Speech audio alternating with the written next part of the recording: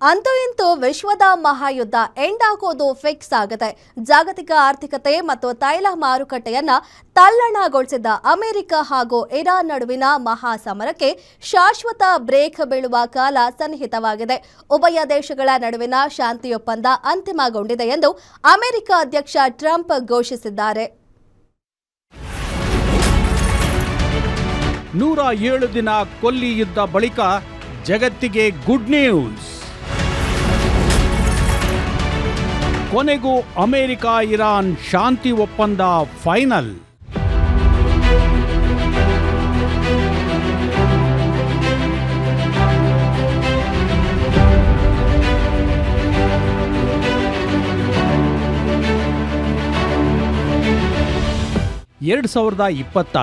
February 28ರಂದು ಆರಂಭವಾಗಿದ್ದ America ಮತ್ತು Iran ನಡುವಿನ ಭೀಕರ ಕೊಲ್ಲಿ ಯುದ್ಧಕ್ಕೆ ಕೊನೆಗೂ ತೆರೆ ಬಿದ್ದಿದೆ. ಬರೋಬ್ಬರಿ 107 ದಿನಗಳ ಸಂಘರ್ಷದ ಬಳಿಕ ಉಭಯ ದೇಶಗಳು ಶಾಂತಿ ಒಪ್ಪಂದಕ್ಕೆ ಅಂತಿಮ ಸಮ್ಮತಿ ಸೂಚಿಸಿದ್ದು ಸ್ವತಃ ಅಮೆರಿಕದ ಅಧ್ಯಕ್ಷ ಡೊನಾಲ್ಡ್ ಟ್ರಂಪ್ ಘೋಷಿಸಿದ್ದಾರೆ. ಈ ಮಹತ್ವದ ಬೆಳವಣಿಗೆಯಿಂದಾಗಿ ಇಡೀ ವಿಶ್ವವೇ ನೆಮ್ಮದಿಯ ನಿಟ್ಟುಸಿರು ಬಿಟ್ಟಂತಿದೆ. ಭಾರತ ಸೇರಿದಂತೆ ಇಡೀ ಜಗತ್ತಿಗೆ ತೈಲ ಬಿಕ್ಕಟ್ಟಿನ ಆತಂಕದಿಂದ ದೊಡ್ಡ ಮುಕ್ತಿ ಸಿಕ್ಕಂತಾಗಿದೆ. ಹಡಗುಗಳೇ ಎಂಜಿನ್ ಸ್ಟಾರ್ಟ್ ಮಾಡಿ, ತೈಲ ಅರಿಯಲಿ. ಹಾರ್ಮುಜ್ನಲ್ಲಿ ದಿಗ್ಬಂಧನದ ತೆರವುಗೊಳಿಸಿ ಟ್ರಂಪ್ ಆದೇಶ. ಅಮೆರಿಕ ಅಧ್ಯಕ್ಷ ಡೊನಾಲ್ಡ್ ಟ್ರಂಪ್ ತಮ್ಮ ಟ್ರೂತ್ ಸೋಷಿಯಲ್ ಖಾತೆಯಲ್ಲಿ ಈ ಶುಭ ಸುದ್ದಿಯನ್ನ ಹಂಚಿಕೊಂಡಿದ್ದಾರೆ. ಇರಾನ್ ಜೊತೆಗಿನ ಒಪ್ಪಂದ ಈಗ ಪೂರ್ಣಗೊಂಡಿದೆ. ಎಲ್ಲರಿಗೂ ಅಭಿನಂದನೆಗಳು. ನಾನು ಇಂದಿನಿಂದ ಹಾರ್ಮುಜ್ ಜಲಸಂಧಿಯನ್ನ ಟೋಲ್ ಮುಕ್ತಗೊಳಿಸಲು ಸಂಪೂರ್ಣ ಅಧಿಕಾರ ನೀಡುತ್ತಿದ್ದೇನೆ.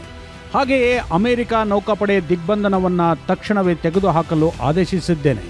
ವಿಶ್ವದ ಹಡಗುಗಳೇ, ನಿಮ್ಮ ಇಂಜಿನ್ಗಳನ್ನು ಸ್ಟಾರ್ಟ್ ಮಾಡಿ, ತೈಲ ಮುಕ್ತವಾಗಿ ಹರಿಯಲಿ ಎಂದು ಟ್ರಂಪ್ ಬರೆದುಕೊಂಡಿದ್ದಾರೆ. ಇರಾನ್ ಕೂಡ ಈ ಒಪ್ಪಂದವನ್ನು ಖಚಿತಪಡಿಸಿದ್ದು ಇವತ್ತು ರಾತ್ರಿಯಿಂದಲೇ ಹಾರ್ಮುಜ್ ಮುಕ್ತಗೊಳ್ಳಲಿದೆ ಎಂದು ತಿಳಿಸಿದೆ.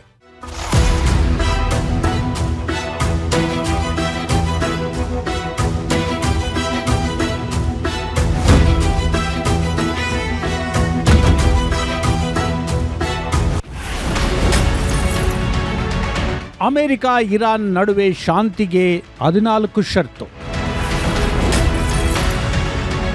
ಜೂನ್ 19ಕ್ಕೆ ಸ್ವಿಟ್ಜರ್ಲೆಂಡ್ನಲ್ಲಿ ಒಪ್ಪಂದಕ್ಕೆ ಸೈನು.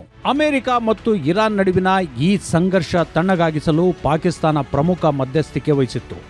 ಈ ಬಗ್ಗೆ ಮಾಹಿತಿ ನೀಡಿರುವ ಪಾಕಿಸ್ತಾನ ಪ್ರಧಾನಿ ಶಹಬಾಜ್ ಷರೀಫ್ ಜೂನ್ 19 ಶುಕ್ರವಾರದಂದು ಸ್ವಿಟ್ಜರ್ಲೆಂಡ್ನಲ್ಲಿ ಅಧಿಕೃತ ಸಹಿ ಸಮಾರಂಭ ನಡೆಯಲಿದೆ ಎಂದು ತಿಳಿಸಿದ್ದಾರೆ. ಇನ್ನು ಈ ಐತಿಹಾಸಿಕ ಒಪ್ಪಂದವು ಒಟ್ಟು 14 ಪ್ರಮುಖ ಷರತ್ತುಗಳನ್ನು ಒಳಗೊಂಡಿದ್ದು ಎರಡು ದೇಶಗಳು ಹಿತಾಸಕ್ತಿಗಳನ್ನು ಸಮತೋಲನಗೊಳಿಸಲು ಪ್ರಯತ್ನಿಸಲಾಗಿದೆ. ಅಮೆರಿಕದ ಪ್ರಮುಖ ಷರತ್ತುಗಳಲ್ಲಿ ಪ್ರಮುಖವಾಗಿ ಅಣು ಒಪ್ಪಂದ ಸಂಬಂಧ ಅಂತಿಮ ತೀರ್ಮಾನಕ್ಕೆ ಬರಲು ಇರಾನ್ಗೆ 60 ದಿನಗಳ ಡೆಡ್ಲೈನ್ ನೀಡಲಾಗಿದೆ.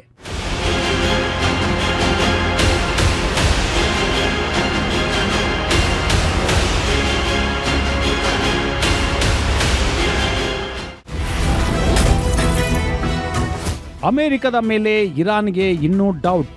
ಇರಾನ್ ಮಾಧ್ಯಮಗಳ ಪ್ರಕಾರ ದೇವರ ಕೃಪೆಯಿಂದಾಗಿ ಅದೃಷ್ಟ ಅಮೆರಿಕನ್ ಮತ್ತು ಜಿಯೋನಿಸ್ಟ್ ಶತ್ರುಗಳಿಗೆ ಶರಣಾಗುವುದನ್ನು ಬಿಟ್ಟು ಬೇರೆ ದಾರಿಯಿಲ್ಲ ಎಂಬುದನ್ನು ನಮ್ಮ ಹೋರಾಟಗಾರರು ಸಾಬೀತುಪಡಿಸಿದ್ದಾರೆ.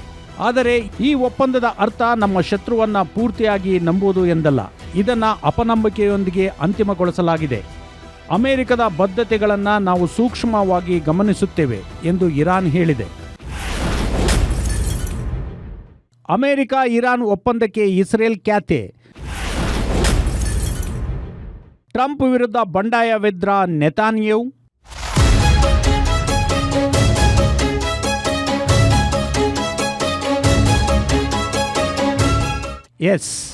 ಅಮೆರಿಕ ಇರಾನ್ ಶಾಂತಿ ಒಪ್ಪಂದವನ್ನು ನಾವು ಒಪ್ಪೋದಿಲ್ಲ ಅಂತ ಇಸ್ರೇಲ್ ಪ್ರಧಾನಿ ಬೆಂಜಮಿನ್ ನೆತಾನ್ಯಾಹು ಹೇಳಿದ್ದಾರೆ. ಟ್ರಂಪ್ ಒಪ್ಪಂದ ನಮ್ಮನ್ನು ಕಟ್ಟಿ ಹಾಕಲು ಸಾಧ್ಯವಿಲ್ಲ. ಲೆಬನಾನ್ ಮೇಲೆ ದಾಳಿ ನಡೆಸಬಾರದು ಎಂಬ ಷರತ್ತು ನಾವು ಒಪ್ಪೋದಿಲ್ಲ ಅಂತ ಅಮೆರಿಕಗೆ ತಿರುಗೇಟು ನೀಡಿದ್ದಾರೆ. ಇದನ್ನು ನೋಡಿದರೆ ಇಸ್ರೇಲ್ ಪ್ರಧಾನಿ ಮತ್ತೆ ಯುದ್ಧದ ಮುನ್ಸೂಚನೆ ನೀಡಿದರಾ ಅನ್ನೋ ಅನುಮಾನ ಮೂಡಿಸಿದೆ. News desk, guarantee news, Bengaluru.